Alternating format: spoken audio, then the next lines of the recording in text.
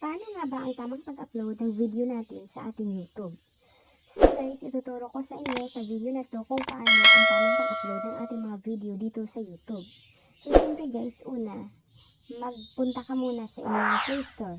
At kung wala ka pang YT Studio, i-download nyo ito sa inyong Play Store. Pag na-download nyo na guys, ilagin nyo na ang inyong pinaka-account sa YouTube kung alin yung nag-a-upload kayo lagi doon. As you can see guys, ito yung account ko dito sa YouTube. So, paano ba tayo mag-upload dito ng video? Nandito na lahat yung ma-set up mo na agad yung ads, then yung thumbnail niya. So, ayun guys, kung nakikita nyo itong plus, ayan, i-click nyo lang yung plus, at dito makikita mo dito ang video and albums. So, ito yung video na i-upload ko ngayon. Ayan. Pagka na-upload mo na yan dito sa create a title, syempre maglagay ka na dito ng title ninyo. Like for example, ang title ng video na ito ngayon na i-upload ko is about GCash.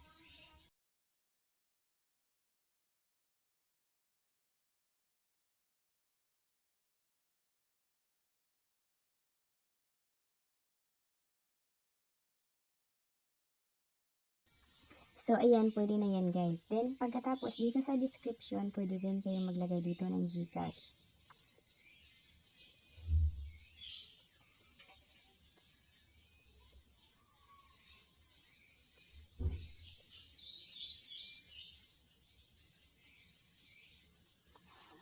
Ayan. Then, pag okay na yan guys, kung nakikita nyo naka-off pa ang ating monetization, i-click nyo lang yan at i-click ang arrow na select, then i-click ang on. Then, back. At dito guys, kung may nakikita kayong pencil sign, i-click nyo lang yan at dito naman tayo maglagay ng thumbnail. Ayan. So, ito yung thumbnail ngayon. Then, i-click ang done. At dito naman guys, natapos na ang lahat, i-click na natin itong next sa may taas. Then, no, it's not made for kids. Pwede kayo magpili dyan kung ano yung video ninyo. Then, click upload. Then, public. At ngayon guys, nag-loading na siya for uploading.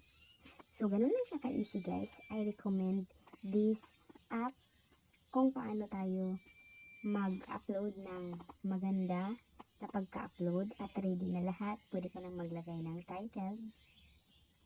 Pwede ka nang maglagay ng thumbnail para hindi yung pumunta ka pa sa YouTube at doon mag-upload. Minsan kasi, pwede naman tayo dito mag-upload guys at ipapakita ko sa inyo. Like for example dito. Ayan. So, dito mag-upload tayo ganyan. Pag nag-upload tayo ng ganyan, diba, wala siyang ano. Pwede din naman dito. May thumbnail din naman siya. Ayan. Pero, hindi ka dito makapaglagay ng ads. So, kailangan mo pa rin pumunta sa browser ninyo or YT Studio para i-on natin ang ads. Wala siya. So, ito lang ang kagandahan dito sa YT Studio. Dahil pwede ka na maglagay ng ads. So, ganun lang siya ka-easy guys kung ano ang tamang pag-upload sa ating mga video sa YouTube. So, thank you for watching guys. I hope kung may natutunan ka sa video na to. Don't forget to like and subscribe my YouTube channel.